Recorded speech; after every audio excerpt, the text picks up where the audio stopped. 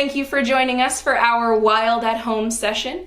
My name is Tori, and I am the Outreach Educator for the Friends of the Nature Center, which means that I am the traveling animal lady. So usually you could see me cruising around town in the Wild Wagon, bringing animal education programs to all sorts of facilities in Western North Carolina. But today, I am bringing animal education programs right to your homes. And what we're going to do today, we're going to do an animal track activity. So I brought home from the Nature Center some little rubberized animal tracks. I don't expect you guys to have these in your own homes. So you can participate in this activity just by finding pictures of animal tracks online. So we're going to get some craft supplies together and we are going to make our own animal track guides. I hope you're ready to get going. All right, guys, I've got with me a washable ink pad. I chose black, but you can use any color you want.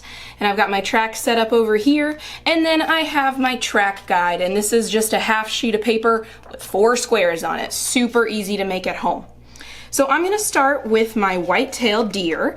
And what's really great about these tracks is that they have, not only do they come with the rubber tracks, but they also show you on the side here how the animal actually walks. So it shows you the gait. Do they walk with both feet side by side or do they put one in front of the other? So I'm going to start with my white-tailed deer. I'm going to do my back foot, which is a little bit larger for deer. Just press it down into the ink there. Lift it up. Let's see, we'll do this one down at the bottom. And again, press down.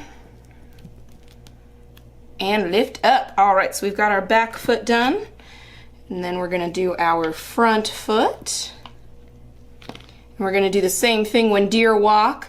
They don't walk with both feet side by side unless they're doing their little pronk, which is the little jump that they do. They walk one foot in front of the other, so you would see staggered footprints for them. All right, our next animal track, we're going to do one of my all-time favorite animals, the opossum. So this is the back foot of the opossum, and as you can see, it's got that toe, which is really unusual, that prehensile toe. So I'm gonna put that one down in the ink. And we'll put that guy right there. Oh, that came out really nice. And then we'll do our front foot, which is gonna look kind of similar to our next track, which is the raccoon. So possums and raccoons, there's definitely a lot of difference in the back feet. There's less of a difference in the front feet. So when you're looking for these tracks out in the wild, the more tracks that you can find, the better. Because sometimes it's hard to tell just from one sort of poor track what type of animal you're looking at. So there's our front foot for the opossum.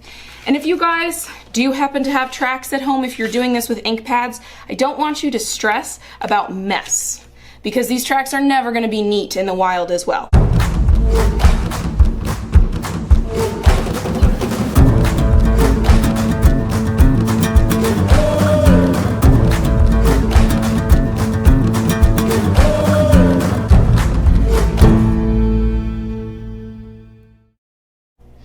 All right, so now we have our completed, and some messy hands, we have our completed track guide.